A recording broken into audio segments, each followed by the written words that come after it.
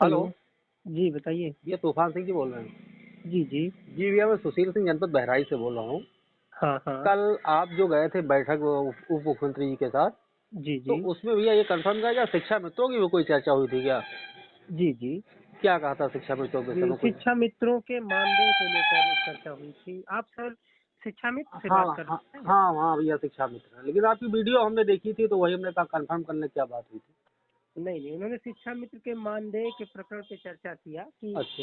यह जो मानदेय दिया जा रहा है, ये बहुत ही कम है, हाँ हाँ जिसको कई बार सदन में भी रखा गया और उसको अभी बढ़ोतरी नहीं की गई है। तो आपकी क्या स्थिति है इस पे? क्या कार्यवाही करोगे? जी जी जी तो उसमें बताया गया कि जब नियुक्ति हुई थी तो कितना मानदेय मिलता था, बाद में कितना हुआ और हमने कितना किया।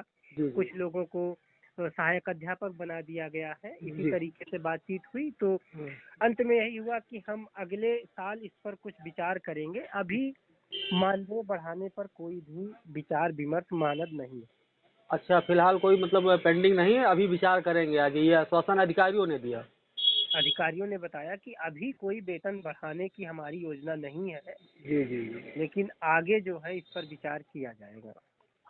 ठीक क्योंकि ठीक। हाँ, यही और जानकारी चाहिए जी। अनुदेशकों के मामले पर भी बातचीत हुई। तो अनुदेशकों के लिए तो पत्र भी भारत सरकार को लिखने के लिए कहा गया है। अच्छा अच्छा अच्छा। हाँ, ये बात हुई है। ठीक है भैया। जी जी। अच्छा भैया, ये 68,500 वाले में उसमें क्या उसमें ओबीसी को 5% देंगे?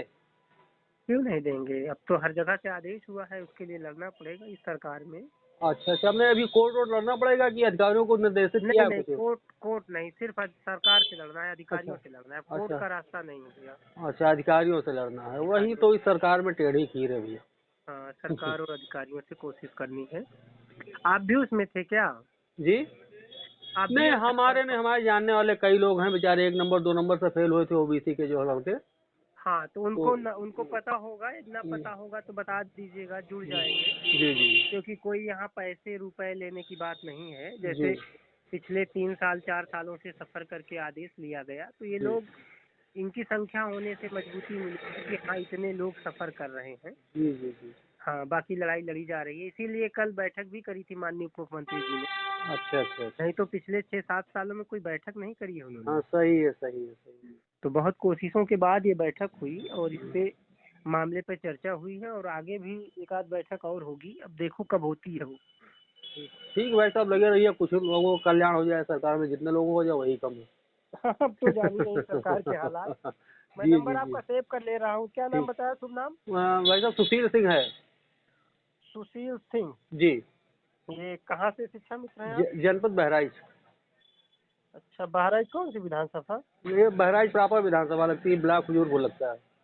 अच्छा, सुशील। चलिए, हमारे एक मित्र हैं वहीं से जो है, जी जी। तो कभी कभी न कभी मुलाकात होती है। नानपारा है ना बहराइच में? हाँ, है 35 किलोमीटर दूर है, हमारा हाँ। अपोजिट है, दूसरी साइड में है। अच्छा, अच्छा, तो जी। वहीं आना जाना रहा है तो हमारा। आइएगा बहराइच, जब कभी आइएगा तो फ़ोन करिएगा, मुलाकात होगी। हम तो शहर से 7 किलोमीटर दूर बैठे हैं बस। अच्छा, अच्छा। जी जी चलिए, बहुत अच्छा। यही है चीज़ें। देखिए, आप सबकी बातें तो रखी जाती हैं, लेकिन जी। ये ऐसा मुद्दा है ना कि कोई भी सरकार इसके लिए नहीं चाहती। तो आपके जो नेता लोग हैं हमें नहीं, सुझाव देना नेतागिरी चाहेंगे। नेतागिरी भाई साहब तो जानते हैं, देखिए नेतागिरी भैया, चरम पे है। सुशील जी, जी हमें सुझाव देना चाहेंगे। जी आपके जो नेता लोग हैं जी उनसे ये कन्विंस करिए कि देखिए, सरकार अब आपको सरकारी, मतलब सरकारी सुविधा नहीं देगी, ठीक ना? जी क्योंकि ये योजना योजना केंद्र सरकार की थी और बहुत ही सिस्टमेटिक थी। जी। आप लोग एक अच्छे मानदेय की ओर कोशिश करिए। नहीं जो नहीं नहीं सुन तो नहीं, जो लीजिए, बात जी समझिए। जो जी। जैसे कि मानदेय भी आपको जो 10,000 मिल रहा है, हम्म। अगर आप सब लोग इस वे पर कोशिश कर लेंगे कि जी। हमारा एक सम्मानजनक मानदेय हो। अब तो शिक्षा मित्र की भर्ती होती नहीं है, ना ना ना ना। तो अब आप एक कैबिनेट से ला दीजिए। अगला सत्र चलने वाला है मार्च वर्ष में, तो आप एक नियमावली में मेंशन कर दीजिए कि अब भविष्य में, मतलब शिक्षा मित्रों की नियुक्ति नहीं होती, लेकिन जो भी शिक्षा मित्र नियुक्त है और वो कार्यरत है जी। और वो टीईटी पास कर लिए हैं या जो नहीं टीईटी पास है, जो भी हैं, हम्म। उनको एक उचित मानदेय 30,000 35,000 फिक्स किया जाता है। बाकी जिस तरीके की और बातें होती हैं तो वो नियमावली के प्राविधान में ही नहीं है। नहीं वैसा भी इस बार जो हमारे सुकुमार शुक्ला जी मिले हैं आचार्यों से जो बात हुई है उस पर मानदेय पे ही चर्चा हुई है। उन्होंने कहा कि फिलहाल तब तक आप मानदेय को सम्मानजनक कर दीजिए, बाकी आगे का बाद में देख लीजिएगा। जो वर्तमान की मानदेय का ही सम्मानजनक हाँ होना एक रास्ते को दिखता है। देखिए, क्योंकि जो इस समय प्रमुख सचिव है सुंदरम सर, वो बहुत ही सही है और सुलझे हुए व्यक्ति के हैं। नहीं, अब उन्होंने आश्वासन तो दिया था कि 1 महीने में कमेटी 18 अक्टूबर की बात है, कमेटी गठित हाँ, करेंगे तो उसमें आप से। देखिए इस पे जब विचार होगा, देखिए अगर अगर 30,000 रुपए मानदेय की व्यवस्था हो जाती है हम्म।